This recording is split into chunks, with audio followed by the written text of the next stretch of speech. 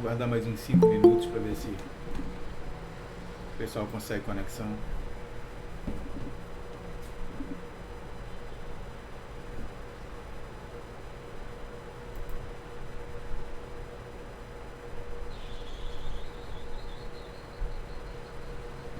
Bom dia, Matheus.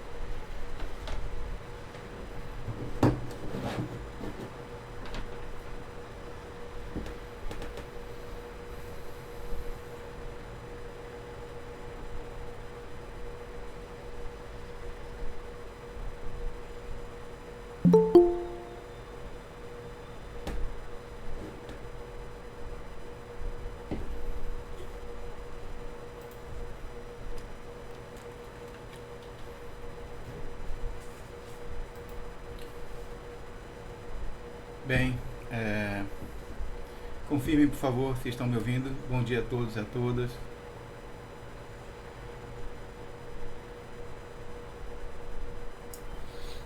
Bom dia, professor. O áudio tá bom. Ok. A voz é muito boa, né, Antônio?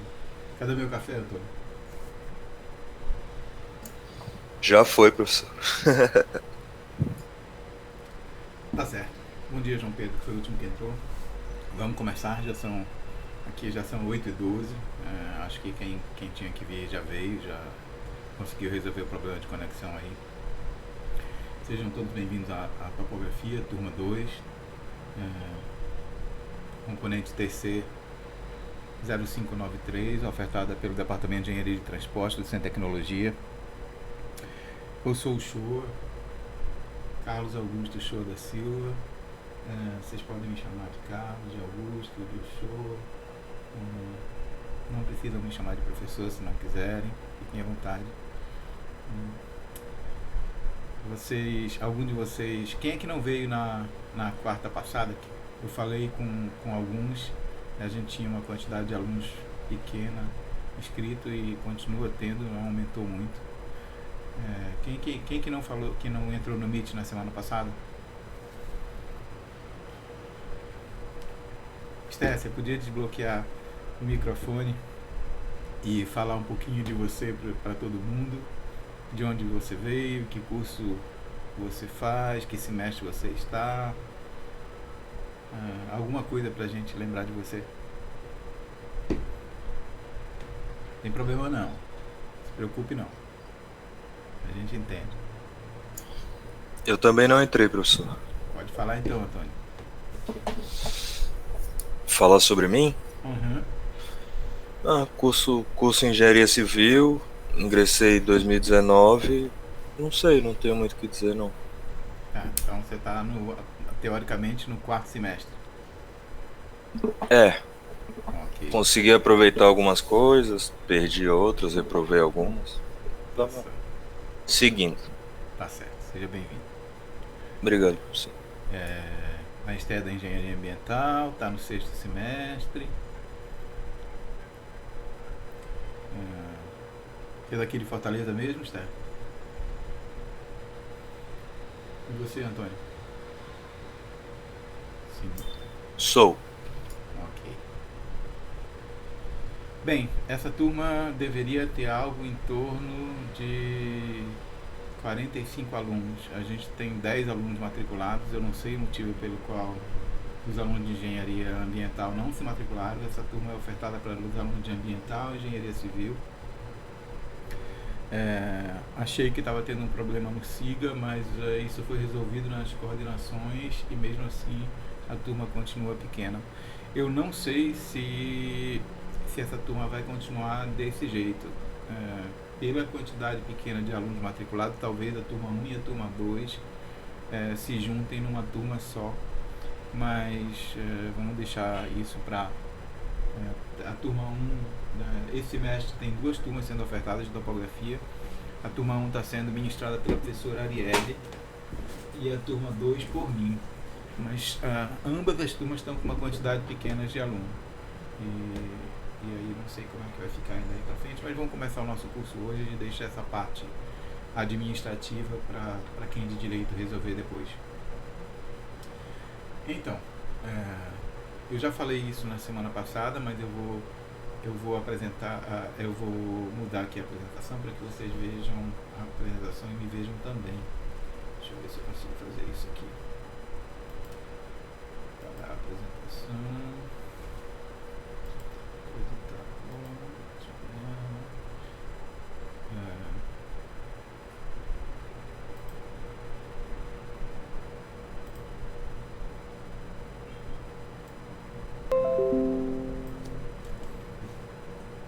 O que é que vocês estão vendo aí, gente?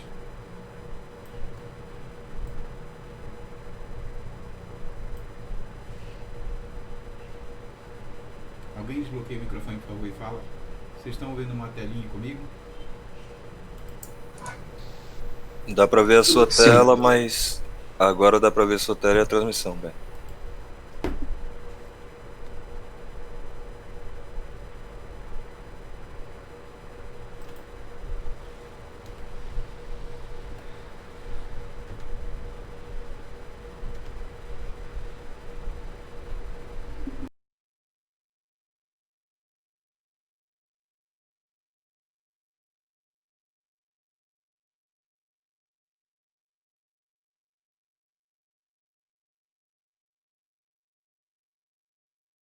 Estão ouvindo agora?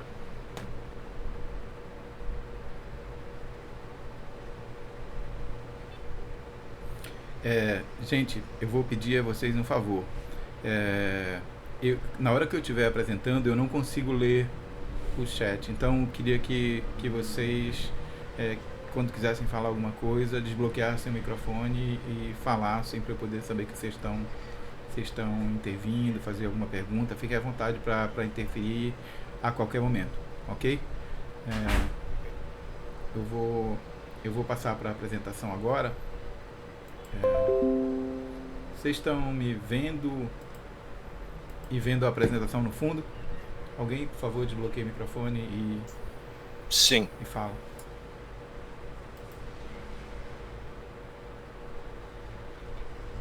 Turma? Alô, alô? Sim. Sim, professor.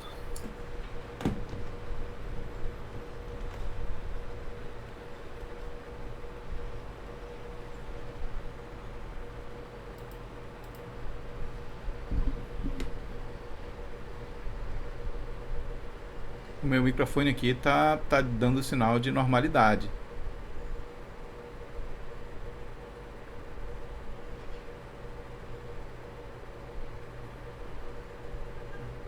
Tá ativo. Bem, eu vou passar para a apresentação. Eu queria que vocês estão vendo uma tela com a minha imagem no canto? Ok. Não, gente, não adianta vocês escreverem no chat, vocês têm que falar, porque eu não vou conseguir ver o chat. Sim, Estamos professor. vendo, professor. Ok. Agora vocês veem a apresentação ao fundo com a minha imagem? Sim. Ok, Sim. tá certo. Então vamos começar daí. A gente começa hoje o curso de topografia. Topografia é uma cadeira de apoio, é uma cadeira técnica, é uma cadeira profissional, com caráter teórico-prático, e que essa cadeira, essa disciplina TC 593 é ofertada aos cursos de engenharia civil para alunos a partir do 3º semestre e para a engenharia ambiental para alunos a partir do 6º semestre na inserção da matriz curricular. Somos um conjunto de 7 professores que ofertam essa cadeira. Então tem a professora Arielle, responsável pela condução da cadeira teórica da turma 1. Eu, pela condução da cadeira teórica da turma 2, a turma que vos fala.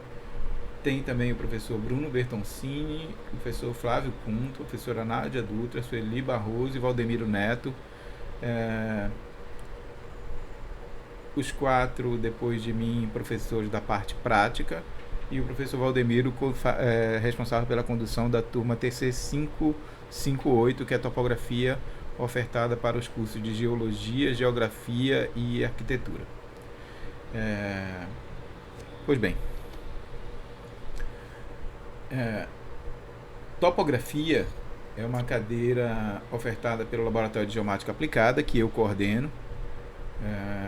Ele se localiza fisicamente hoje no bloco 717 e no bloco 708 do curso de Engenharia Civil, mas a gente está migrando para um novo laboratório numa área que está sendo preparada no bloco 703 do próprio Departamento de Engenharia e Transporte. O LAG é um laboratório do DET, Departamento de Engenharia de Transporte, do qual eu faço parte, todos os professores de topografia também, que é no bloco 703, que vocês estão convidados a visitar assim que houver condições para isso. Toda a atuação dos professores e a parte administrativa da universidade está sendo feita de forma remota desde que começou a pandemia, mas quando voltar, vocês podem nos encontrar lá no DET. Pois bem, a gente vai ter uma forma de comunicação através de várias formas. O plano da cadeira vai estar disponível para vocês no DET, no site do DET, no SIGA e no Solar. O código da disciplina é TC593. A nossa turma é a turma 2. E os professores de prática da turma 2 são a professora Nádia, da turma 2B, e a professora Arielle, da turma 2A. Lá no plano da cadeira, a gente tem aí os objetivos, a justificativa, o método, a forma de avaliação, a ementa da cadeira, o programa, as referências bibliográficas e o calendário de aulas. Então, depois vocês podem acessar lá no site do DET e vocês vão conseguir o plano de ensino da cadeira.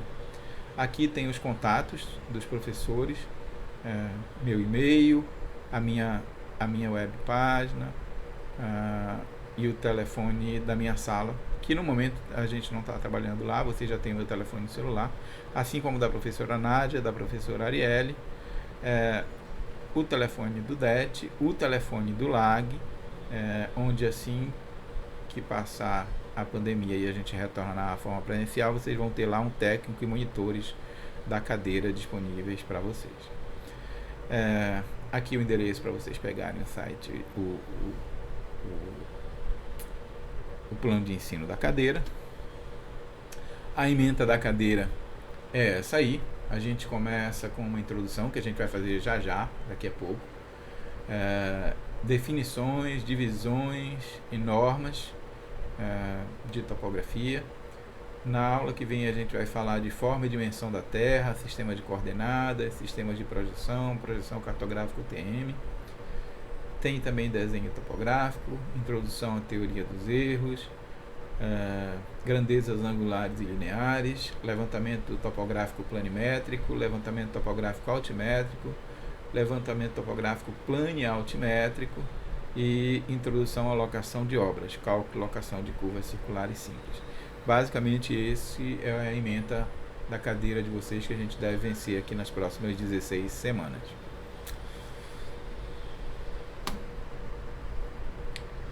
Bem, antes de começar a falar de topografia, vamos falar de algumas coisas sobre o que está acontecendo aqui. Bem, não é novidade para ninguém que a gente está dando aula remota, tem um motivo. O motivo da gente estar dando aula remota é a pandemia de Covid-19. Então faz 9 meses aí que a gente está de reclusão forçada em casa. A gente nesse meio tempo aí perdeu um dos nossos colegas de departamento, o professor Sérgio Benevides, que faleceu no dia 19 de maio de Covid, decorrência da Covid-19. Muitas pessoas estão perdendo pais, mães, tios, avós, irmãos, mães. Então é um negócio muito sério. Queria pedir que, embora vocês sejam jovens e a gente esteja saturado já de ficar dentro de casa, a gente já tem uma grande quantidade de prováveis vacinas para esse vírus. Então vamos aguentar mais um pouco, que logo a gente volta às nossas atividades assim que houver condições sanitárias, a gente já estiver vacinado. Se não por nós, pelos nossos velhos, pelos nossos pais, pelos nossos avós, porque por mais que os jovens não sejam contaminados e tenham efeitos menores, a gente leva o vírus para dentro de casa e contamina os nossos velhos, e os velhos morrem de Covid com muita facilidade. Então vamos aguentar um pouquinho mais.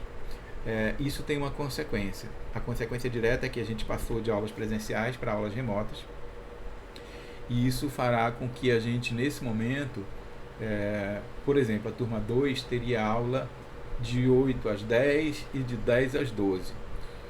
Seriam 4 aulas por semana, o que perfazeria 64 horas de aula no semestre.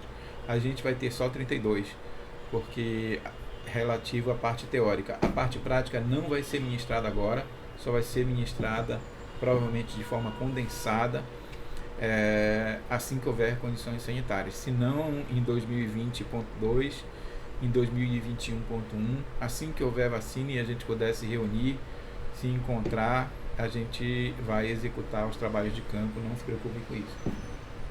Isso vai fazer com que a disciplina fique em aberto, a gente vai ter as nossas avaliações aqui.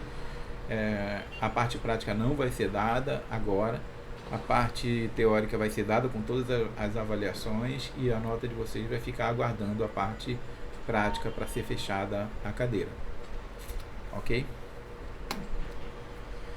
Aqui tem só uma lembrança para a gente se colocar no nosso lugar. A gente tem a impressão de que o vírus é uma coisa que chegou agora, mas ele não é. A gente tem a impressão de que o vírus é que está invadindo a nossa praia, mas a verdade é a gente que invadiu a praia deles. O Homo sapiens é um primata que está aí na Terra há aproximadamente 200, no máximo 300 mil anos. Os vírus estão há milhões de anos na Terra, no planeta. Então, do ponto de vista deles, a gente que é um invasor. Não dá para dizer que vírus não é vida, porque embora ele não tenha a capacidade de se alimentar sozinho e de se reproduzir sozinho, ele faz isso de forma muito eficiente dentro das células dos seus hospedeiros, no caso nós.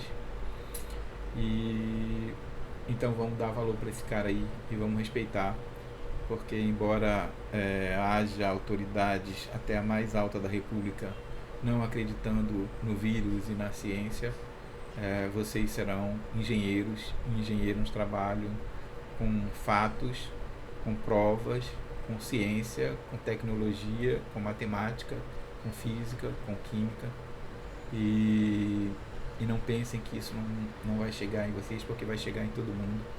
Então vamos ter cuidado. As nossas aulas serão dadas no formato remoto, sempre de forma síncrona, nas quartas-feiras. Eu queria acordar com vocês, como nesse momento a gente não está tendo a parte prática, talvez a gente pudesse iniciar um pouco mais tarde, ao invés das 8 horas. O que é que vocês acham da gente iniciar a nossa aula às 9? Alguém teria algum problema? Por favor, desbloqueiem o microfone e falem aí se vocês concordam ou discordam de a gente... Por mim, nenhum problema, professor. Ok. Tem alguém que tem algum problema para começar? Eu estou propondo isso porque fica um pouco mais tranquilo para a gente, uma vez que a gente, nesse horário de 8 ao meio-dia, estava livre para ser administrada a disciplina prática e teórica de topografia. A gente não tem necessariamente a obrigatoriedade de começar às 8. A gente poderia, por exemplo, começar às 9 e aí de 9 às 11. Essas interações, hoje a gente vai ficar um pouco mais junto, porque é o primeiro dia de aula e a gente tem que conversar sobre essas coisas, mas normalmente a aula síncrona deve girar em torno aí de 50 minutos a 1h10, algo assim, para não cansar muito nem vocês nem a mim. E eu sempre vou propor para vocês uma atividade complementar para ser feita ou individualmente ou em duplas, para que vocês reforcem o aprendizado do conteúdo que foi visto naquele dia. Tem alguém aí que tem algum problema, acha que a gente não poderia começar às 9? Se a gente não tiver, que fale agora ou cale para sempre. Se for tudo bem, se não tiver problema nenhum para ninguém, a partir da semana que vem a gente começa às 9, ok? Então fica combinado assim. Na semana que vem nosso encontro começa às 9 e não às 8. Pois bem, vai ser sempre na mesma sala, sempre no mesmo horário. A gente vai se encontrar aqui e vai poder interagir de forma síncrona nas aulas. Quem não puder, quem estiver doente, quem tiver algum problema em casa, quem tiver que fazer qualquer outra coisa, pode assistir depois a aula que vai ser gravada e eu vou disponibilizar no meu canal do YouTube, que vai estar disponível também lá na minha página, basta vocês irem para lá. Eu vou disponibilizar na minha página também o PowerPoint das aulas, então vai ficar o vídeo das aulas, o PowerPoint das aulas, e na plataforma do Google Classroom eu vou postar as atividades com prazo para que vocês entreguem, geralmente uma semana, para que vocês façam durante a semana e na próxima semana vocês postem no portfólio de cada um os resultados. Tá certo? Queria pedir para vocês o máximo de franqueza e, digamos assim, cumplicidade nessa cadeira. O que vai fazer com que a gente tenha dificuldade, e essas dificuldades têm que ser partilhadas. Se vocês não quiserem partilhar com o grupo, façam isso comigo, através do meu e-mail, através do meu WhatsApp pessoal, através do meu telefone, para eu saber o que está acontecendo. Eu não queria que vocês abandonassem a cadeira por algum motivo, sem eu saber se a gente pôde intervir para ajudar, para que vocês seguissem. Tá certo? Então fica aqui franqueado o meu contato para que vocês entrem em contato comigo. A gente fez um grupo de WhatsApp. E quem é que gerou o grupo de WhatsApp, hein, semana passada? Já coloquei o link aqui na conversa. Já. Pois é. E aí todo mundo, por favor, entre no grupo de WhatsApp. Quem que falou? O Andrei. Ok, Andrei, obrigado.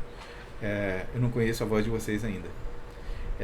E aí vocês podem interagir entre vocês podem interagir comigo através do WhatsApp e podem também interagir com os monitores, que eu já pedi que eles ingressassem no grupo também.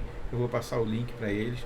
Os monitores também estão ajudando de forma remota, então dúvidas podem ser passadas para os monitores, para que eles ajudem vocês também. Duas coisas são importantes aqui. A primeira é que, se depender de mim, ninguém fica para trás. Eu sei que existem muitas dificuldades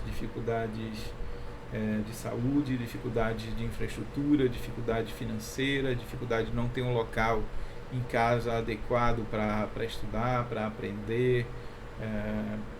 Eu sei que as dificuldades são enormes, mas o que eu puder fazer para ajudar vocês a passar por isso de forma menos dolorosa, eu vou fazer. Então, sejam sinceros comigo, conversem comigo, que a gente tenta resolver. A universidade tem regras. Essas regras, obviamente, têm que ser obedecidas. Mas o professor tem um negócio chamado autonomia acadêmica. E eu levo como premissa de vida, não apenas como premissa de ensino, a segunda regra aí. Regras são importantes, elas ajudam a gente a ter um foco, a se disciplinar, a chegar em objetivos, mas eu nunca me esqueço que as regras foram feitas para a gente e não o contrário. Ou seja, sempre que uma regra for prejudicar as pessoas vêm primeiro. Então, eu diria que vocês não se preocupassem muito com as regras que a universidade impõe, mas se preocupassem em aprender topografia. Muito menos porque eu estou pedindo e mais porque vocês vão precisar desse conteúdo para a vida profissional de vocês, quer sejam vocês engenheiros, arquitetos, engenheiros civis ou engenheiros ambientais. Tá certo? E eu vou tentar ajudar vocês nisso. Pois bem, essas regras que a universidade coloca para a gente, elas estão aí na tal proposta pedagógica emergencial, que foi definida aí, chamada de PPE, que foi definida aí pela administração superior e a pró-reitoria de graduação. A gente se encaixa aí na situação 3 da PPE. Um comunicado da Prograde foi lançado no semestre passado, e a gente vai dar, nesse caso, só a parte teórica, e a parte prática vai ficar esperando o nosso contato, que seja possível ter contato físico, interação pessoal. Mas todas essas regras que estão aí para vocês saberem, mas eu mesmo vou fazer as nossas regras aqui. E as nossas regras dizem o seguinte: a gente vai aprender topografia o melhor que a gente puder. Eu vou ajudar vocês vão fazer a parte de vocês, e quando e se alguma situação fugir disso, a gente resolve aqui obviamente respeitando as regras da UFC, mas com alguma flexibilidade para que vocês não sejam prejudicados. Tá certo? Então, vamos parar de blá blá blá. Vamos falar um pouco de avaliação. Como é que eu pretendo fazer a avaliação de vocês? Eu já falei isso na semana passada, mas eu vou repetir porque tem gente aqui que não estava na semana passada. É o seguinte, eu pretendo dividir... Não, vamos começar entendendo a separação entre teoria e prática. A disciplina de topografia é uma disciplina teórico-prática, onde 60% da nota equivale à parte teórica e 40% da nota equivale à parte prática. Ou seja, dos 10 pontos da cadeira, a gente vai ficar aí com 6 pontos e 4 pontos são responsabilidade da parte prática que vai ser dada a posteriori quando houver condições sanitárias. Esse 60% da teoria eu vou dividir em duas partes também. Eu vou dividir numa parte que vai equivaler a 60% dessa nota, ou seja, 6 vezes 6, 36, 3,6 pontos vão ser responsabilidade vão ser avaliados a partir das atividades que vão ser dadas em sala de aula aqui. Então, toda vez que eu passar uma atividade para vocês, tem alguém querendo entrar na sala, é?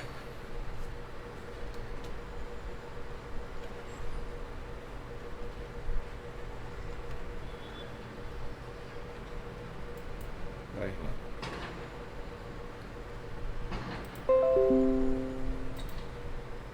Seja bem-vindo, Arlan. Então, toda vez que eu passar uma atividade para vocês, essa atividade faz parte da avaliação de vocês. E eu vou levar em consideração a data que eu marcar para entregar, mas se você não puder entregar na data, é melhor você entregar depois, entregar atrasado do que você não entregar.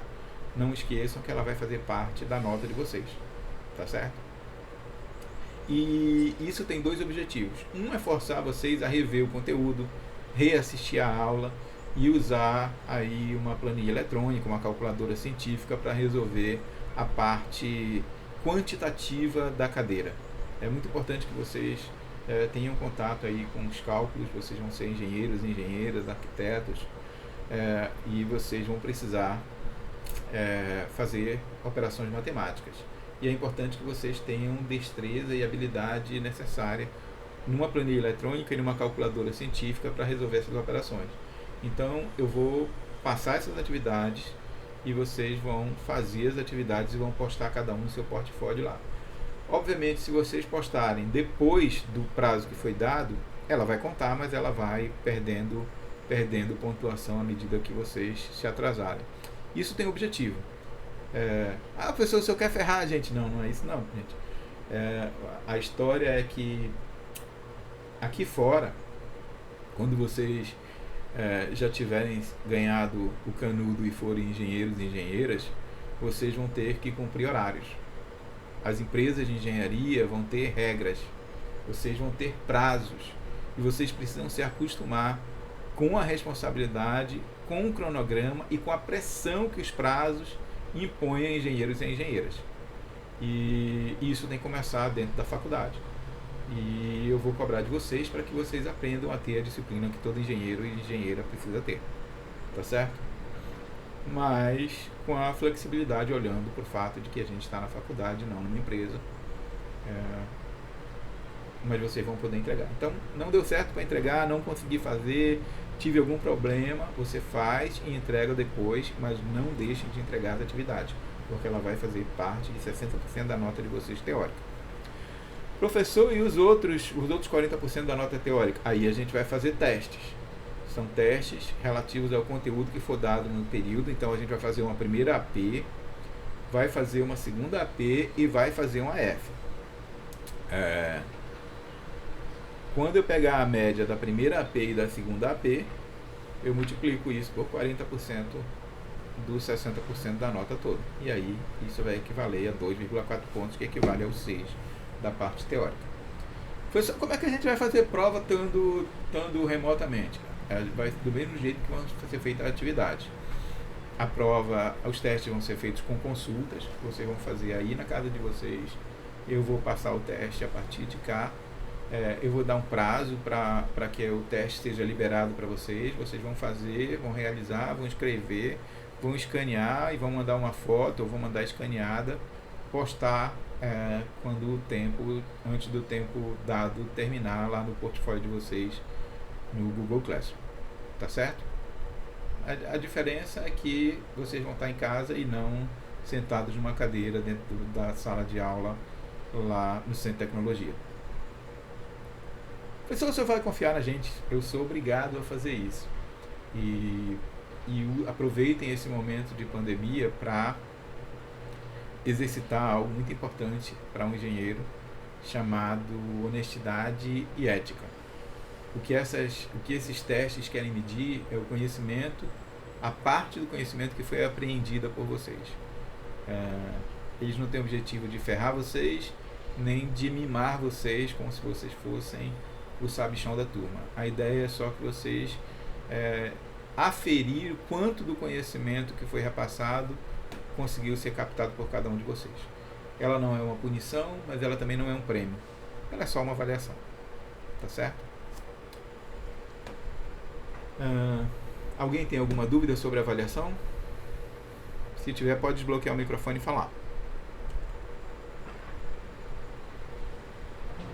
Não? Ok. Vocês estão aí ainda, turma? Como eu só estou me vendo e vendo a apresentação, eu não consigo saber se vocês estão aí. Sim. Ok. Estamos sim, professor. Então, né? Estão vivos ainda? Já dormiram da chatice do professor? Não, né? Pessoal, o que é que eu pretendo fazer, conversar com vocês na aula de hoje? Ela vai ser um pouco mais curta, porque ela é uma aula fundamentalmente teórica, mas ela precisa ser dada, a gente precisa falar sobre essas coisas antes de começar de fato a parte mais, digamos assim, mão na massa de topografia. E eu pretendo falar hoje para vocês sobre a etimologia, sobre a definição, sobre divisões, sobre limites, sobre as normas que são utilizadas para a topografia, que é a NBR 13.133 de 94 e a NBR 14.166 de 98, a definição de plano topográfico e de plano topográfico local. Eu vou entrar um pouco aí na forma e na dimensão da Terra, mas a gente vai se aprofundar nesse assunto na próxima aula. Ok?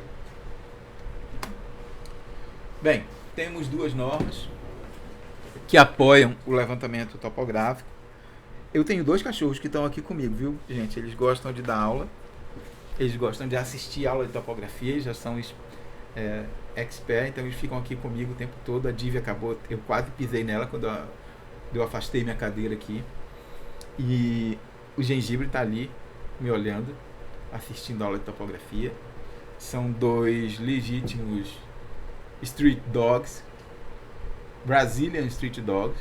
São cachorros, são cães que foram adotados. Ela foi adotada, ela tem 6 anos, foi adotada ainda bebê. A minha filha achou ela lá pela Messejana numa praça. E ele foi adotado já tem uns 4 anos, todo estrupiado no meio da rua. Depois eu mostro a carinha dele para vocês. Pois bem, voltando ao assunto principal aqui,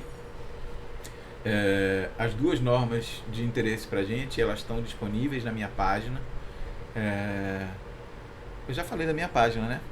Então a gente vai ter aí o Classroom, o Meet, o canal do YouTube, a minha página, onde os dados vão estar disponíveis para vocês, inclusive as normas.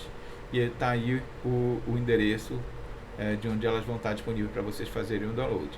A norma 13.133, que é a que orienta a execução de levantamento topográfico, ela fala sobre métodos, equipamentos, precisões, erros, tolerâncias, tipos de levantamentos. E é uma norma que por ser de 1994 já precisa de atualização há algum tempo. É uma norma que foi feita e foi desenvolvida numa época em que a gente começava a utilizar equipamentos eletrônicos no levantamento topográfico. Ela tem tolerâncias e erros muito flexíveis. Os equipamentos melhoraram muito em termos de precisão e de resolução, diminuíram muito os erros no levantamento, e ela precisa ser revista porque ela já é mais antiga do que... ela tem mais idade do que a maioria de vocês, inclusive.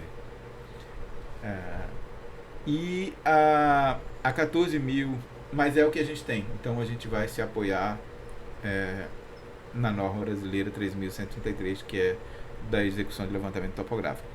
De forma complementar, a gente tem a 14.166, que é de 98, 4 anos mais nova do que a de topografia, que é a norma que rege a rede de referência cadastral do município. Essa norma ela traz conceitos e definições sobre planta, sobre carta, sobre escala, sobre erros.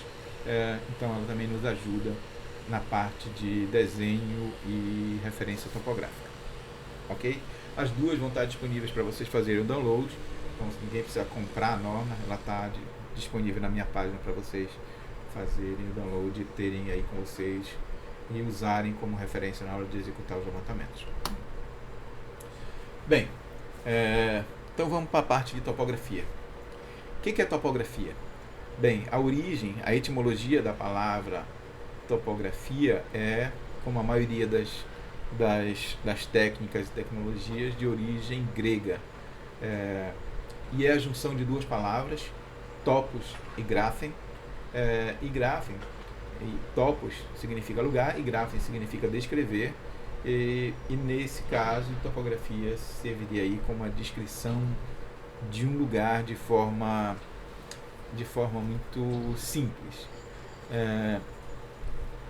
Descrever como? Descrever matematicamente, descrever fisicamente, descrever dimensão e forma, área, perímetro, distância, relevo, elevação, todas as formas de descrever fisicamente um determinado lugar. E aí a gente se pergunta, que lugar é esse da topografia que eu vou descrever? A gente vai descrever um lugar que, em relação à superfície da Terra, é um lugar muito pequeno. É uma porção da superfície terrestre que pode ser descrita pela topografia através de levantamentos topográficos com equipamentos, medições diretas e indiretas, medição de ângulos, medição de distâncias, medição de grandezas em campo, que vão nos ajudar a fazer a representação dessa porção da Terra. A topografia é um caso particular de uma ciência maior chamada geodésia, e a geodésia se propõe a também descrever um lugar, só que esse lugar é a superfície da Terra como um todo. Só que a superfície da Terra é muito grande. Nós, engenheiros e engenheiras, trabalhamos numa porção muito pequena da Terra se comparada com a Terra com a área da Terra como um todo. Nesse sentido, essa porção ela se equivale a um ponto na superfície terrestre, e mesmo assim esse ponto a gente vai fazer algumas considerações, porque o que engenheiros e engenheiras gostam de fazer é simplificar as coisas. Já se sabe que a Terra tem um formato curvo há milhares de anos, mas para simplificar a nossa vida, notem o que eu vou dizer. Não me confundam, por favor, com as maiores autoridades da República, nem com seus gurus. Eu não estou dizendo aqui que a Terra é plana. A Terra é curva. Espera aí, pessoal, que eu vou pegar um negocinho aqui para vocês verem. Onde está a minha Terra?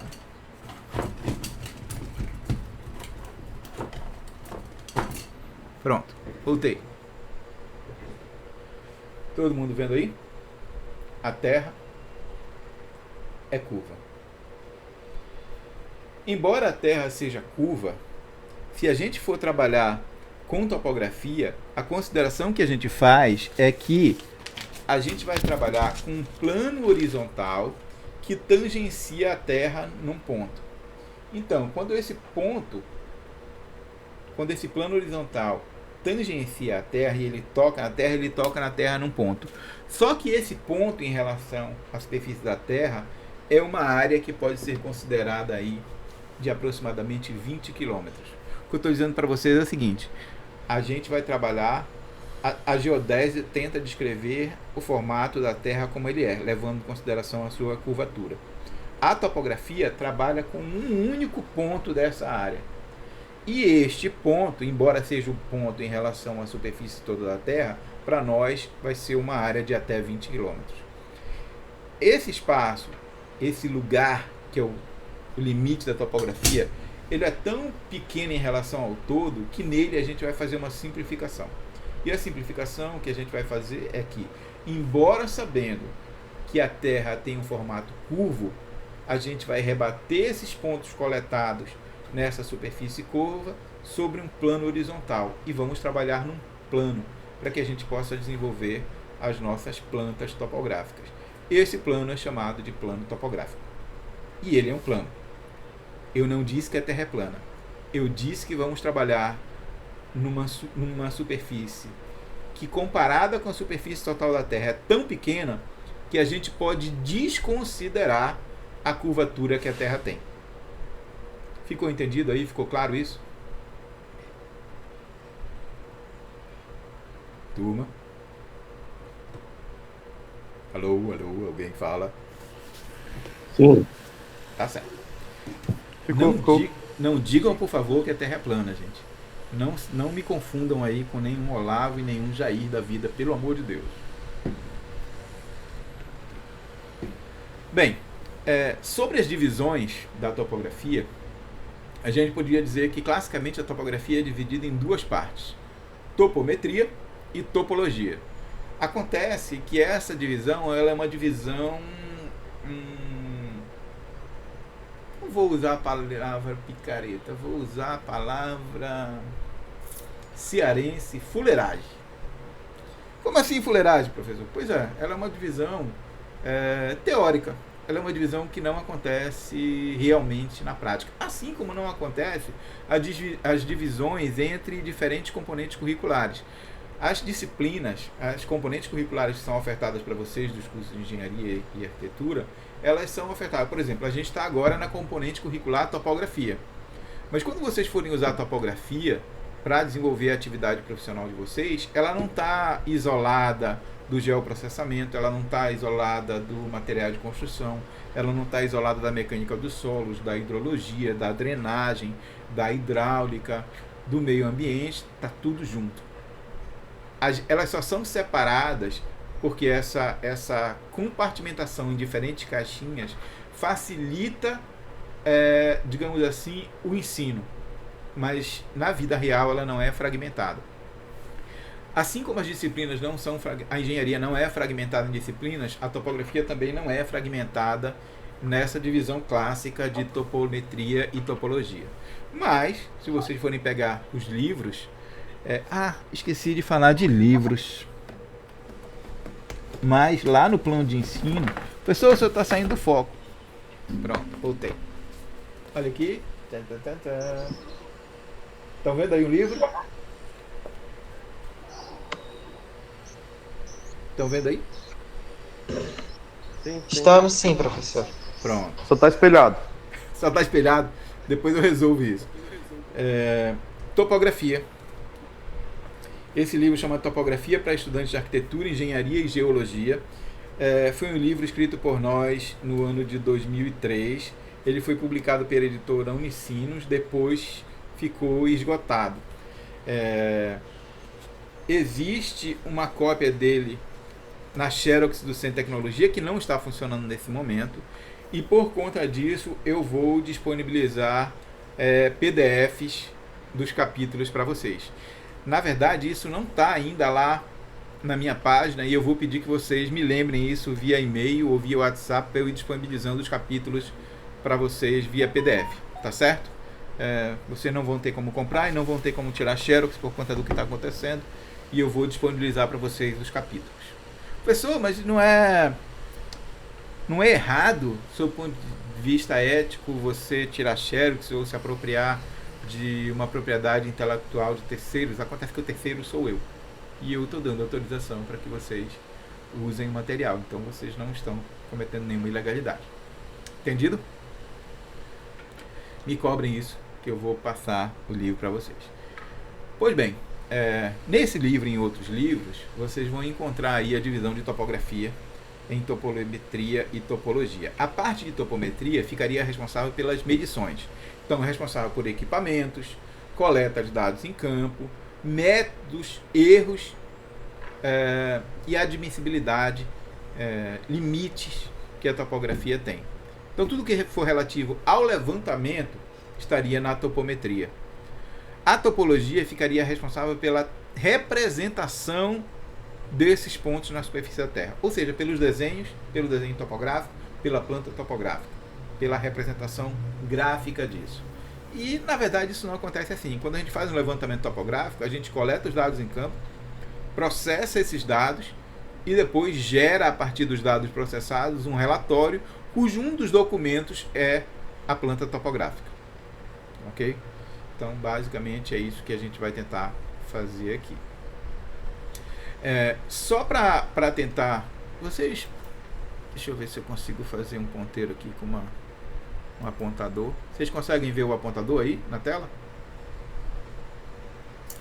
Sim, professor. Tá certo. Tradicionalmente, a gente pode dividir o levantamento topográfico em 3 partes. Levantamento topográfico, que seria a topometria. O levantamento topográfico planimétrico, cujo interesse aí é de determinar as coordenadas planas, x e y, topográfica dos pontos. Se eu vou determinar apenas as coordenadas planas, eu só vou conseguir ver esses pontos em planta, uma vista superior. Se eu vou conseguir ver apenas uma vista superior, eu não tenho condição de perceber relevo, diferença de altura. Então, o levantamento topográfico planimétrico, apelidado carinhosamente só de levantamento planimétrico, ele só dá a condição da gente ver forma e dimensão. Ou seja, eu consigo ver ângulos e consigo ver distâncias, mas eu não consigo ver relevo. Agora, o levantamento topográfico altimétrico se preocupa com, a partir de levantamentos com determinados equipamentos em campo, determinar distâncias verticais que podem aí ser considerados 2 formas: a cota ou a altitude dos pontos. Então, enquanto no levantamento planimétrico eu só quero saber ângulos e distâncias para ver a forma plana dos pontos da superfície terrestre rebatidos sobre um plano horizontal, no levantamento altimétrico só estou querendo saber o relevo. O que é mais baixo, o que é mais alto, se eu estou indo de cima para baixo, se eu estou indo de baixo para cima, como é que é a forma, como é que é o relevo desse terreno. E é aí que o levantamento altimétrico se ocupa. Agora, eu posso fazer separadamente no levantamento planimétrico, eu posso fazer separadamente o levantamento altimétrico, mas eu posso usar equipamentos e métodos também para fazer isso simultaneamente. Este levantamento, onde eu vou determinar a coordenada x, a coordenada y e a coordenada z, é chamado de levantamento topográfico planialtimétrico. Então, depois que a gente vê essa parte mais teórica do curso, a gente vai começar aqui a fazer e entrar no levantamento topográfico planimétrico, no levantamento topográfico altimétrico, no levantamento topográfico planialtimétrico, que são etapas da ementa do curso de vocês. Essas etapas deveriam ser seguidas também na parte prática, e a parte prática deveria servir para apoiar e sedimentar os conhecimentos que são apreendidos aqui. Como a gente não está podendo dar a parte prática, porque a parte prática requer que uma equipe de campo aí com 7, 8 alunos desenvolvam os levantamentos de campo a partir de um único equipamento, e todo mundo tem que ir lá, meter o olho no equipamento topográfico, fazer a leitura. Então, a nossa proximidade com o equipamento e a proximidade dos alunos entre si, com o professor, com o monitor, com o técnico, com um único equipamento, seria um foco iminente de transmissão do vírus da Covid-19. Então, a gente não pode fazer.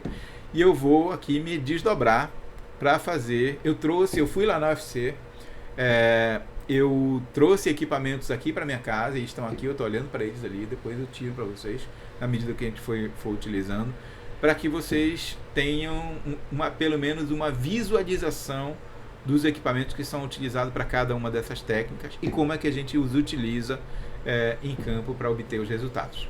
Tá certo? E eu vou usar esse recurso aqui para tentar ajudar vocês a compreender.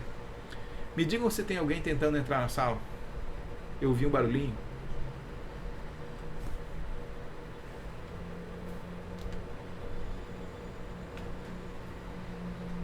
Sim ou não? Não, né? Não cheguei a ver, não. Ok. Deu para entender aí então, né? Então as partes principais da topografia e do levantamento da topometria são o levantamento planimétrico, onde eu quero a coordenada x, y, o levantamento altimétrico, onde eu quero a coordenada z, e o levantamento plano altimétrico, onde eu vou fazer simultaneamente x, y, z. A gente poderia traçar aqui um paralelo com a parte de desenho. Obviamente eu estou imaginando que vocês já fizeram um desenho para engenharia ou outra disciplina que o valha no começo do curso. Fizeram, né? No desenho, a gente tem aquelas projeções, esqueci como é que é chamado aquele negócio lá, mas, professor, não podia ser um pouco mais... Aquele negócio assim, ó, pessoal, vou desenhar aqui para vocês verem. Ai, cadê o ponta disso? Professor, não sei se pros outros alunos está do mesmo jeito, mas para mim o seu vídeo tá travado. Ah, é? Peraí. Deixa eu resolver isso.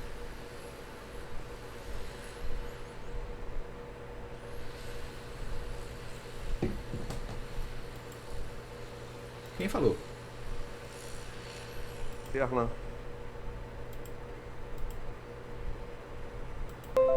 Mas é só o quadrado que tem a sua imagem.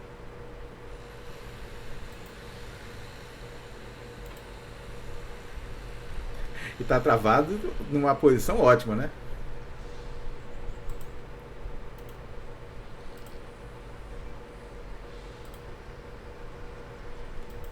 E agora? Normalizou. Pronto.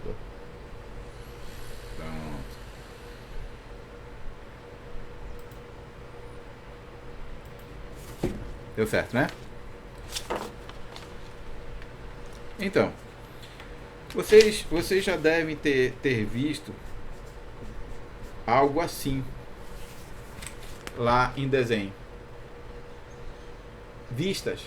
Então eu tenho um objeto em 3 dimensões e eu vou fazer aqui uma vista superior, eu vou fazer um corte, eu vou fazer uma elevação. Eu não sei como é que isso chama lá em desenho, mas vocês viram isso lá em desenho. O fato concreto é que a gente poderia fazer uma analogia da topografia com o desenho, dizendo que o levantamento topográfico planimétrico é o mesmo que a gente querer ver um objeto tridimensional em planta baixa. O levantamento topográfico altimétrico se refere a fazer um corte, uma elevação de um objeto. E o levantamento topográfico plano altimétrico é enxergar e construir esse objeto em 3 dimensões. Certo? Então dá para fazer essa analogia aí. Que distância, eu já adiantei isso para vocês, qual é o tamanho desse lugar que eu posso trabalhar com topografia, desconsiderando a curvatura que a Terra tem? Essa distância aí é de, no máximo, 20 quilômetros. E por que isso acontece? Não é que quando a gente for trabalhar com 20 quilômetros, a gente vai desconsiderar. Mas imaginem que quanto maior a distância de trabalho, mais diferente vai ficar a corda e o arco da Terra. Quanto menor for essa distância, mais parecido eles vão ficar. 20 quilômetros é uma distância onde a diferença entre o arco da superfície da Terra e a corda que a gente está representando tem uma diferença aí na casa de 1/10 de milímetro. Como para a engenharia só está trabalhando, a gente só interessa até a casa do milímetro, 1/10 de milímetro já é um rigor que não nos interessa. Aliás, isso me faz lembrar uma coisa. Toda vez que vocês apresentarem algum resultado em topografia, eu preciso que o número de algarismos de significância seja da ordem de 3. Ou seja, a gente vai trabalhar com metros, mas vou ter a vírgula, depois da vírgula eu vou ter metro, decímetro, centímetro, milímetro. Vocês vão ter que apresentar até a terceira casa decimal, porque me interessa até a casa dos milímetros. Tá certo? Então, se eu tiver alguma coisa com 4, 5, 6 algarismos significativos, vocês vão arredondar a quarta casa para a terceira e vão apresentar tudo até a terceira casa decimal arredondada. Tá certo? Sempre. Então, distâncias, coordenadas, cotas, altitudes vão apresentar até a terceira casa decimal. Se vocês estiverem trabalhando com ângulos, vocês vão apresentar até a casa dos segundos. Então, vou ter grau, minuto e segundo. Não me interessa aí trabalhar com décimo e centésimo de segundo. Vocês vão arredondar tudo para a casa do segundo. Certo? Então, 20 km é a distância máxima que a gente vai trabalhar na topografia, de tal sorte que, quando eu fizer um plano horizontal tangenciar a superfície da Terra, a diferença entre o arco medido e a corda que eu vou trabalhar não ultrapasse aí a casa do décimo do milímetro. E essa distância máxima é de 20 km. À medida que eu aumento essa distância no plano topográfico, aí eu já tenho que sair da topografia e trabalhar com a geodésia. Porque a geodésia considera a curvatura e a partir de 20 km essa curvatura já passa a ser significativa, maior do que a casa do milímetro. Deu para entender? Pois bem, as duas normas que eu falei para vocês, elas tratam a Terra e a parte de topografia, elas trazem um componente que a gente chama de plano topográfico, que é um plano horizontal colocado sob a área que vai trabalhar, que vai dar para a gente condição de marcar aí as direções e as distâncias. As direções para pegar os ângulos e as distâncias para pegar os comprimentos dos alinhamentos. Ok?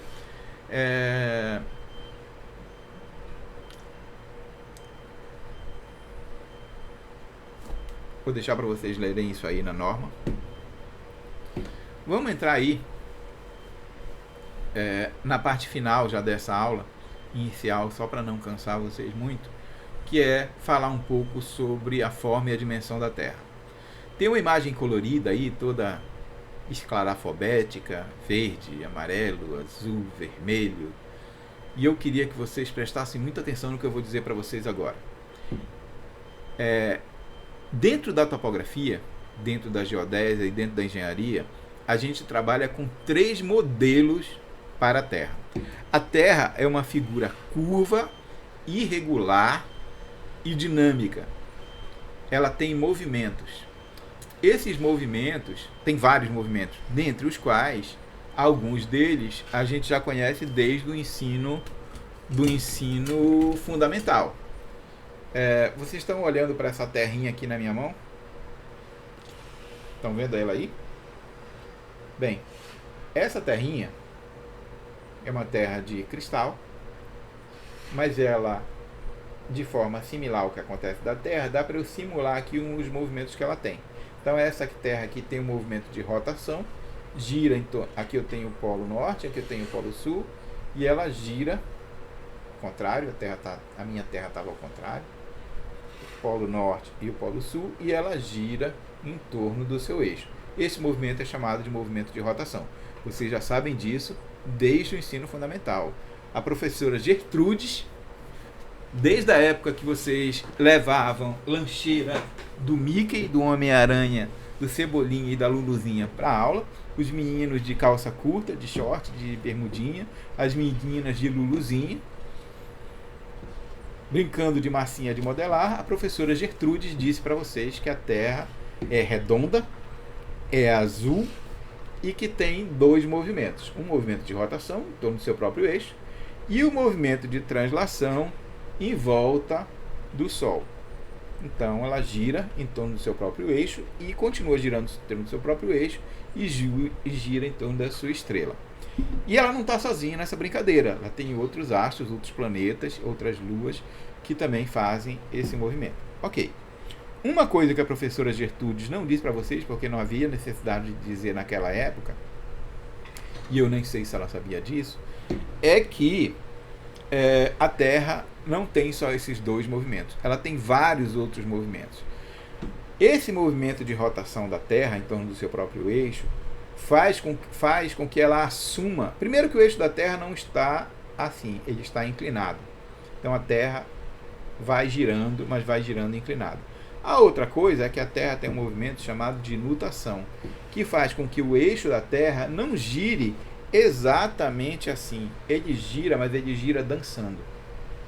É aquele movimento cambaleante que a gente tem naquele jogo de criança do peão. Então, quando a gente joga um peão, quando a gente joga uma carrapeta, ela vai girando, girando, girando. Enquanto ela tem força centrífuga suficiente para continuar girando, ele não cai. Mas à medida que essa força vai diminuindo, ele vai cambaleando, cambaleando até parar. A mesma coisa acontece com a Terra. A Terra está girando, mas a Terra está girando bêbada. Ela tem um movimento cambaleante. O eixo de rotação da Terra, esse movimento é chamado de movimento de nutação. Pois bem, a Terra, diferente do meu modelo aqui, ela não é feita de cristal. Ela não é sólida. A Terra, muito da superfície da Terra é fluido. E não só a superfície. No interior da Terra, a gente tem uma massa fluida, girando a altíssima temperatura e pressão, o que faz com que a gente tenha um campo gravitacional que contém a nossa atmosfera e contém os fluidos na superfície da Terra. A gente só tem mais de 2/3 de água na superfície do planeta porque a gente tem uma atmosfera e um campo gravitacional que segura essa água e essa atmosfera na superfície da Terra. Senão, já tinha ido tudo para o espaço e a gente não era chamado de Terra, a gente seria um planeta mais ou menos morto como Marte, nosso vizinho aqui próximo. Ok, esse movimento de rotação faz com que a parte fluida da Terra, da superfície e do conteúdo, se ajuste ao campo gravitacional que o contém. Então, como ele não é sólido, ele é fluido, ele vai se ajustar e se alongar na direção da força centrífuga que ocorre quando ela está girando. Então, ela girou assim, a força centrífuga vai aparecer transversalmente e ele vai se alongar. Se alongar tanto que ele vai ficar muito mais parecido com esta linha verde que aparece aqui, que a gente chama de elipsoide, do que com essa linha vermelha que aparece aqui, que é o esferoide. Então, o esferoide, obviamente, é uma figura tridimensional, fruto do giro de uma esfera, de um círculo, que gera uma esfera. Mas o elipsoide, ele é o giro a partir do semi-eixo menor, nessa dimensão, de uma elipse, e não de um círculo. E aí eu crio uma figura tridimensional que a gente chama de elipsoide de revolução, e é esta figura que a gente usa como modelo para fazer a representação matemática da Terra. Esta outra colorida aqui dentro, toda torta, esse negócio troncho que tem aqui dentro, muito diferente do que a gente está acostumado a olhar a Terra, a gente chama de geóide. E a gente diz que essa é a forma física, essa é a forma aproximada, um modelo matemático usado pelos engenheiros. O esferoide é uma forma aproximada usada por geógrafos e professores de ensino fundamental para falar sobre a forma da Terra. E o geóide a gente diz que é a forma verdadeira, porque na verdade o que acontece é o seguinte: se 2/3 da Terra são compostos por água, fluido, os fluidos, os gases e os líquidos não têm forma definida. A forma que ele assume é a forma do recipiente que o contém. E eu pergunto para vocês, o que é que contém, o que é que segura a água e os gases na atmosfera da Terra? O campo gravitacional. E o campo gravitacional da Terra não é regular. Ele tem diferentes intensidades na superfície da Terra. O que faz com que... Imaginem esse geóide da seguinte forma. Peguem a superfície dos oceanos. Agora, onde tem continentes, a parte supostamente sólida, por baixo dele também tem água. A água percolada sob os continentes, que a gente chama de água do lençol subterrâneo, lençol que está abaixo do lençol freático, nessa altura, peguem um serrote bem grandão e serrem toda a parte sólida. Joguem essa parte fora.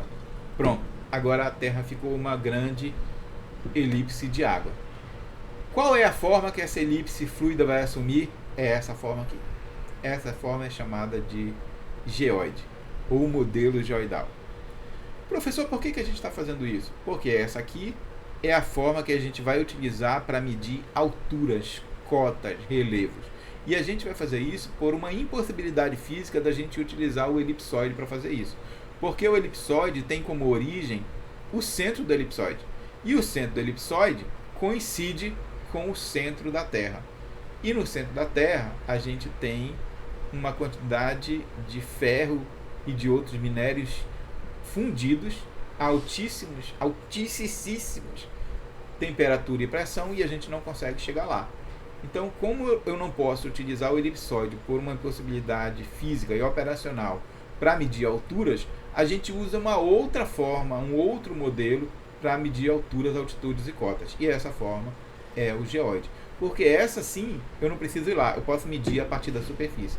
Porque se isso aqui é água, eu posso, por exemplo, usar o nível do mar aqui da Praia do Futuro, aqui da Praia de Iracema, lá da Praia da Barra do Ceará, em qualquer lugar do Brasil, como uma referência física para eu fazer os levantamentos topográficos. E esse nível médio do mar se confunde então com o geóide. Ok? Ficou claro aí? Notem que o geóide é uma figura dinâmica porque a Terra também tem um movimento dinâmico. Existem pesquisadores que estão estudando o modelo geoidal e em diferentes épocas, para diferentes países, criam diferentes modelos. Obviamente, vocês vão me dizer assim, professor, mas o princípio de Arquimedes do equilíbrio dos fluidos não diz que um fluido sobre mesma força deveria estar em equilíbrio e ficar na mesma altura? Os pedreiros até usam isso. Os pedreiros usam uma mangueira transparente que eles enchem de água para bater o nível, eles chamam de bater o nível, e fazer com que os revestimentos, pisos, camadas de piso e camadas de revestimento dentro das obras de engenharia civil fiquem todos à mesma altura. Ok, isso vale para áreas onde o campo gravitacional é igual. Notem que a superfície da Terra não tem a mesma intensidade de campo gravitacional em toda a sua superfície, o que faz com que a altitude dos oceanos não seja a mesma em diferentes locais da superfície da Terra. Professor, o senhor está dizendo que a água aqui no Ceará tem uma altura diferente da água lá em Macapá e diferente da água lá na Austrália? Com absoluta certeza. A água dos oceanos em diferentes pontos do planeta não tem a mesma altitude. O que se configura então nessa figura aqui, em alguns locais que é mais baixo, em alguns locais que é mais alto, que obedece o equilíbrio do campo gravitacional terrestre. Tá certo? Essa figura é o geóide. O IBGE, o Instituto Brasileiro de Geografia e Estatística, mais um dos institutos nacionais e patrimônios nacionais extremamente atacado por figuras proeminentes da política nacional, é o órgão gestor do sistema geodésico brasileiro, e para o Brasil, para o território brasileiro, o IBGE criou um modelo geoidal que transforma para nós as altitudes e que nos ajuda na topografia e na engenharia a obter as altitudes dos pontos. E eu vou tratar um pouco mais disso quando eu estiver falando de levantamento altimétrico. Por hora, basta que vocês entendam que o modelo geoidal é a representação do nível médio dos mares na superfície da Terra e que ele não é igual para todos os lugares do planeta. Professor, se o nível médio do mar lá no Rio Grande do Sul, que está no sul do Brasil, e o nível médio do mar no estado mais ao norte do Brasil, o Amapá, por exemplo, não são iguais, como é que a gente vai usar apenas um como referência? Esse é um problema que a gente resolveu, e no Brasil a gente não usa apenas um nível médio do mar, mas a gente usa 2 níveis médios do mar.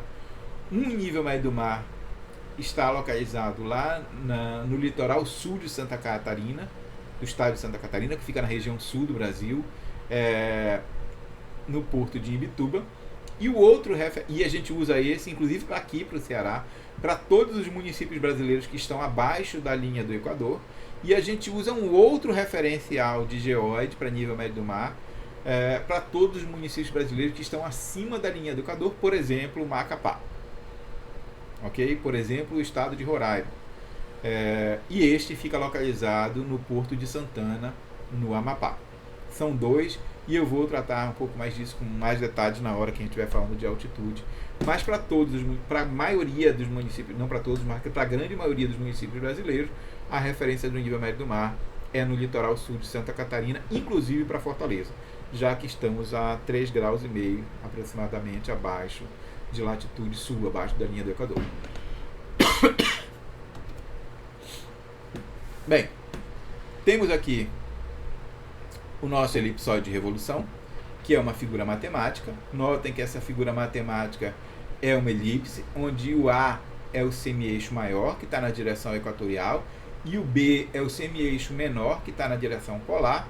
Se eu der um peteleco nessa elipse, ela cria um volume, e esse volume, então, chamado de elipsoide de revolução, onde o centro dele é o cruzamento da direção do polo norte com o polo sul, ou seja, um meridiano e um paralelo.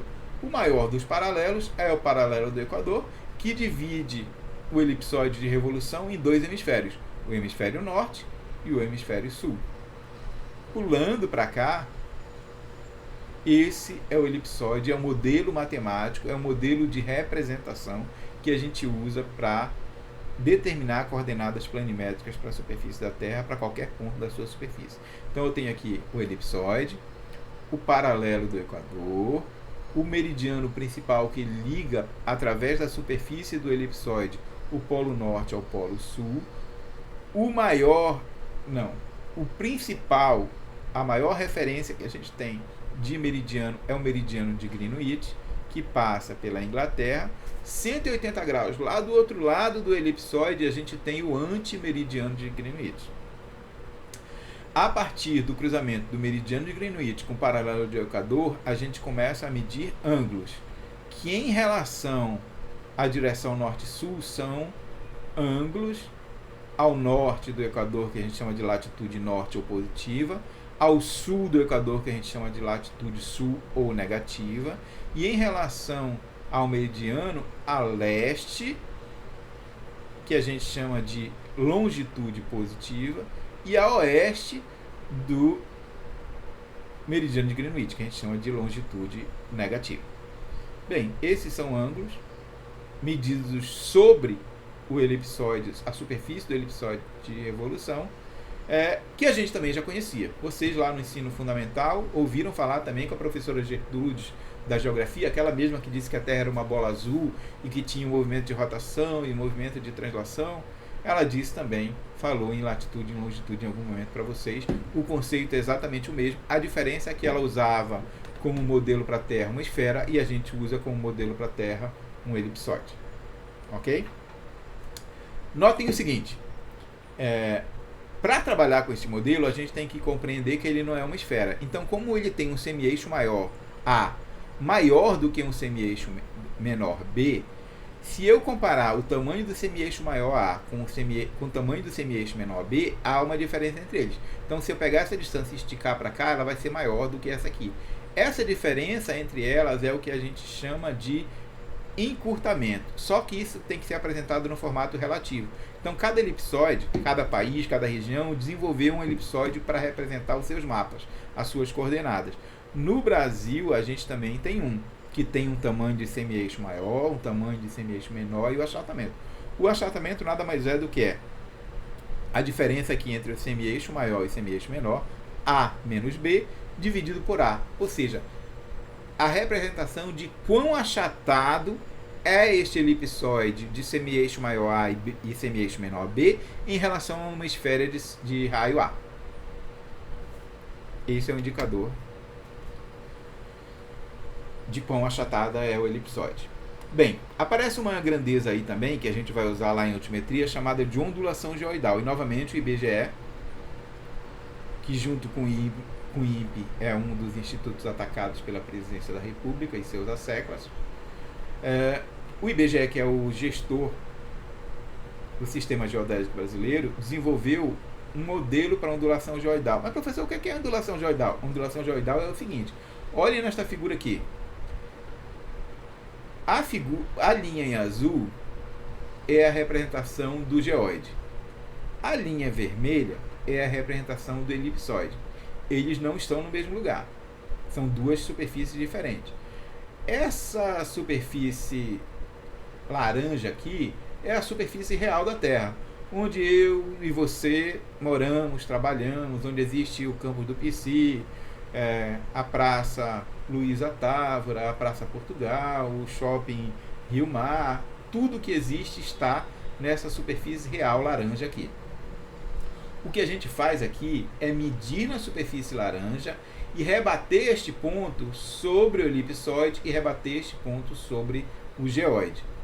Mas quando eu rebato isso, notem que este ponto vai encontrar o elipsoide nessa posição e vai encontrar o geóide nessa posição. Existe uma diferença entre os dois, que é essa distância verde aqui. Essa distância verde, que é a diferença entre a distância da superfície real até o elipsoide, subtraída da superfície real até o geóide, é chamada de ondulação geoidal. Como para a gente é difícil medir isso o tempo todo, o que o IBGE fez foi mapear isso no território brasileiro e criar um programa chamado MapGel. Esse MapGel ele é atualizado a cada 5 anos, ele deve ainda ser atualizado esse ano. O último que a gente tem é o MapGel 2015, esse ano de pandemia o IBGE não conseguiu ainda criar o MapGel 2020, mas ele deve estar sendo atualizado até esse mês de dezembro agora. E o MapGel é um programa onde você faz o levantamento topográfico altimétrico aqui, descobre qual é a distância daqui até o geóide, que é essa linha azul. O IBGE mapeou essa linha daqui até o vermelho, até a superfície vermelha, e ele te dá quanto é essa distância verde. Ou seja, ele criou um mapa a partir do qual você pode ter dizendo qual é a coordenada que você tem e qual foi a altitude daquele ponto topográfico, ele te dá a altitude até o elipsoide. Ou se você, de forma diferente, se você for para o campo medir a altitude com GPS, você vai ter essa distância azul. Aí ele te dá essa distância verde e você teria então essa distância vermelha. De forma simplificada, é isso que o IBGE faz através de um programa de aplicativo que é gratuito e que em um dado momento vocês vão baixar para fazer um exercício. Bem, só para finalizar aqui nossa aula, eu queria que vocês têm uma calculadora científica por aí? Peguem, por favor, uma calculadora científica, saiam correndo, caçem a calculadora científica ou usem uma planilha do Excel. E eu vou contar uma história para vocês e pedir que vocês façam uma conta. Bem, cada país, cada região do planeta usa diferentes tamanhos de elipsoide para fazer o seu mapeamento cartográfico. O Brasil fez isso e tem uma história aqui, ó, e dá um apelido para eles. Esses elipsoides dão origem a diferentes sistemas de referência, que são elipses de dimensão A e B, com diferentes tamanhos de A e B, para cada país em cada época. O Brasil já teve todos esses aqui. Atualmente, o elipsoide, o sistema de referência do Brasil usa como referência, datum é uma palavra grega que significa referência, o sistema Sirgas 2000, que tem como semi-eixo maior uma elipse de 6.378.137 metros, que possui um achatamento de 1 para 298,257.222,1. Sabendo que a equação do achatamento F é A menos B sobre A, conhecendo F, que é esse valor, conhecendo A, que é esse valor, a única incógnita que aparece aqui é B. Eu quero, por favor, que vocês calculem aí e me deem o resultado de quanto é o valor de B para o elipsoide Sirgas 2000. Sabendo que A é isso e F é isso. A única incógnita aqui é B. Conseguem calcular? Eu tenho a impressão que a minha imagem está em cima do achatamento, certo? Acima do F. Ok. Eu vou escrever eu vou dizer para vocês quanto é que é o achatamento. O achatamento é 1 dividido por, anotem aí, 298,257 2221. Vou repetir. O valor do achatamento é 1 dividido por 298,257 2221. Calculem, por favor, aí o valor do semi-eixo menor B para o elipsoide Sirgas 2000. Eu quero resultados. Alguém desbloqueia o microfone assim que tiver calculado e me fala.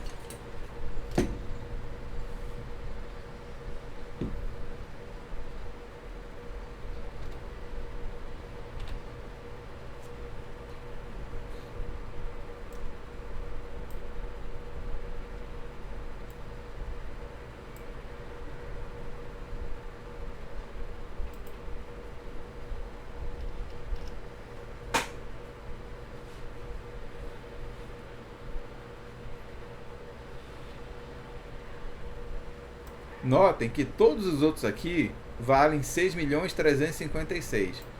Eu estou imaginando que esse também vale 6.356.000. E que deve ficar diferente onde todo mundo é diferente aqui. Vamos lá, pessoal. Digam para mim aí o valor.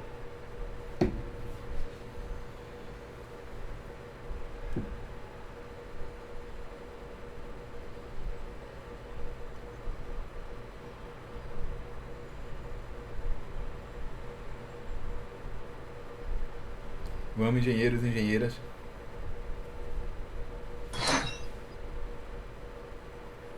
Pessoal, se estiver errado, a gente está aqui para errar mesmo. Eu fiz aqui, professor. Diz aí, quem que tá falando? João Pedro. Vai, João. 6 milhões? 6.356.752,314. Alguém tem algum outro valor? Vamos usar o valor do João Pedro. Notem que embaixo do Sirgas 2000 tem um elipsoide chamado WGS84, que é uma sigla de World Geodetic System, Sistema Geodésico Global de 1984, que não é utilizado pelo Brasil. O nosso de referência é o Sirgas 2000. Mas notem que os dois semi-eixos maiores têm valores iguais. E pelos cálculos que o João Pedro fez, os dois semi-eixos menores também têm valores iguais.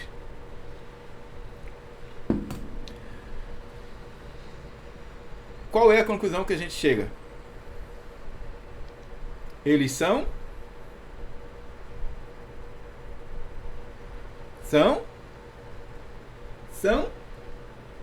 diferentes.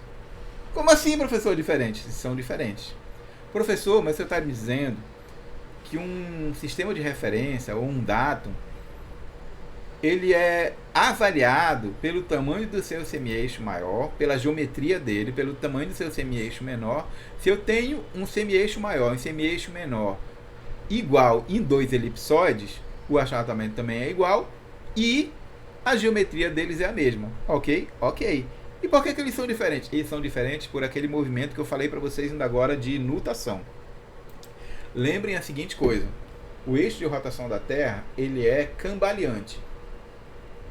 Isso vai fazer com que, embora eu tenha dois elipsoides que têm a mesma dimensão, se eles forem coletados medidos em épocas diferentes, num dado momento o eixo dele está aqui. Mas passou o tempo, ele rodou, agora o eixo dele está aqui. Então eles têm o mesmo tamanho, dessa dimensão e nessa dimensão. Mas como ele é dinâmico e ele oscila com o tempo, isso vai fazer com que o nosso elipsoide, que foi feito nos anos 2000, e o elipsoide WGS84, que foi feito nos anos 80, tenham sido materializados em épocas diferentes. Isso significa que o eixo de rotação da Terra estava num local diferente. Então eles têm o mesmo tamanho, é verdade. Mas só que a posição do eixo de rotação da Terra estava em locais diferentes. E as coordenadas também vão estar em locais diferentes. Deu para entender? O movimento de nutação influencia na posição do eixo do elipsoide. E embora eles tenham a mesma dimensão, épocas diferentes vão fazer com que as coordenadas fiquem diferentes, porque a posição do eixo estava num local diferente. Professor, se esse WGS84 não é o elipsoide de referência que a gente vai usar para fazer o mapeamento no Brasil, logo no Ceará, logo em Fortaleza, no campus do PC, no curso de engenharia, por que o senhor está falando dele? Porque esse elipsoide WGS74 é o elipsoide utilizado pelo sistema de posicionamento global utilizado na maioria dos equipamentos eletrônicos de hoje em dia. Então, quando você pega um smartphone, ele está usando coordenada a partir do GPS. Quando você pega uma rede social, ele está usando coordenada a partir do GPS. Quando você pega um Google Maps da vida para achar um endereço e para saber como você se desloca até aquele endereço, ele está usando coordenadas do sistema GPS. E o sistema GPS usa como referência o Sistema Geodésico Global de 1984. Isso significa que as coordenadas que ele apresentar são coordenadas aproximadas das coordenadas do nosso mapeamento, mas não são as mesmas. Porque, embora os elipsoides tenham a mesma dimensão, eles não estão no mesmo lugar no espaço geográfico, porque foram obtidos em épocas diferentes. Professor, essa diferença é muito grande? Não, essa diferença ela muda com o tempo e hoje é de aproximadamente 18 centímetros. Professor, o senhor está falando toda essa papagaiada aí por causa de 18 centímetros é muita coisa. Tente você, que é engenheiro, fazer a locação, por exemplo, de uma obra industrial e locar o eixo de um silo de 50 toneladas para armazenagem, por exemplo, de milho. E erre 18 centímetros na posição dele para ver o que é que vai acontecer. Tente você, que é engenheiro civil, marcar a posição do eixo da ferrovia transnordestina e errar 18 centímetros vindo de uma posição e outra e desencontrar o trilho 18 centímetros para ver o que é que vai acontecer. Tente você, que é engenheiro ambiental, fazer o projeto de uma barragem, de um açude, e errar a posição do eixo do escoadouro dessa barragem para ver o que é que vai acontecer. Então, 18 centímetros é pouca coisa? É.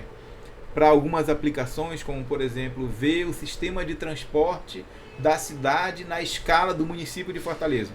Isso, 18 centímetros não vai fazer diferença. Mas dependendo da aplicação que você vai dar, isso faz uma diferença. Tente, por exemplo, errar em 18 centímetros a posição do eixo de um pilar.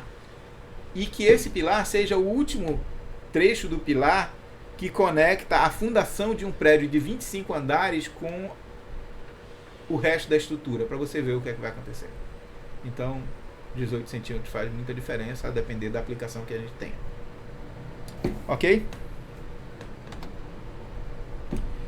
Eu não vou falar para vocês de sistemas de coordenada agora. Eu vou parar a nossa aula aqui e a gente continua sobre sistema de coordenada e sistema de projeção cartográfica na aula que vem, que começa às 9 horas neste mesmo Meet toda semana. Dúvidas? Na aula de hoje não vai ter atividade para vocês, porque eu só avisei hoje, mas eu quero dizer algo muito importante para vocês. A partir da aula que vem, todas as aulas terão uma atividade para vocês me entregarem na aula seguinte.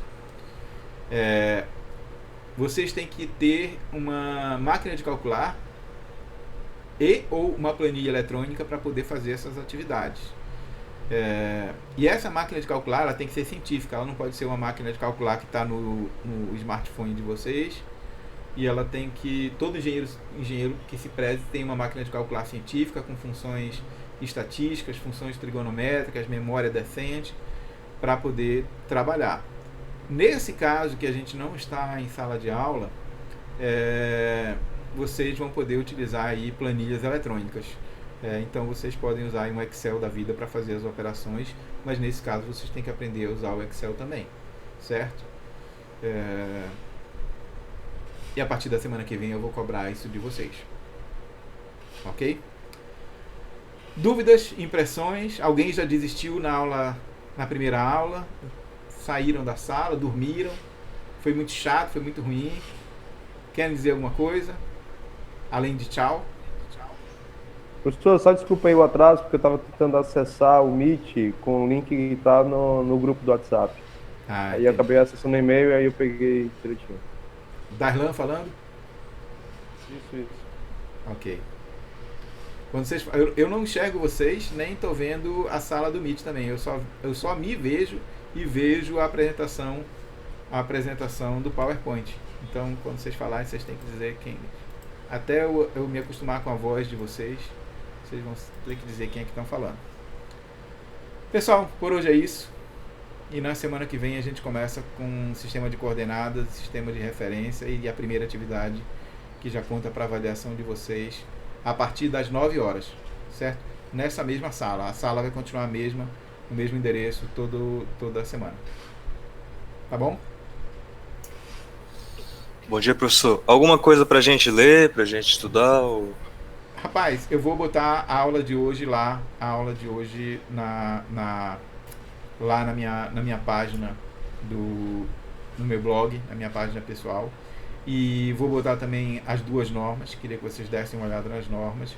E vou colocar também o capítulo do livro referente a essa parte de hoje, que tem muito mais coisa do que foi dado na aula aqui. Então vocês podem usar esse material para estudar. Tá certo? Valeu, bom dia, professor. Tchau, gente. Até semana que vem. Tchau, professor, bom dia. Tchau. Tchau, professor. Tchau, gente. Valeu. Até mais, Esther. Tchau, João. Tchau, Andrei. Tchau, Matheus.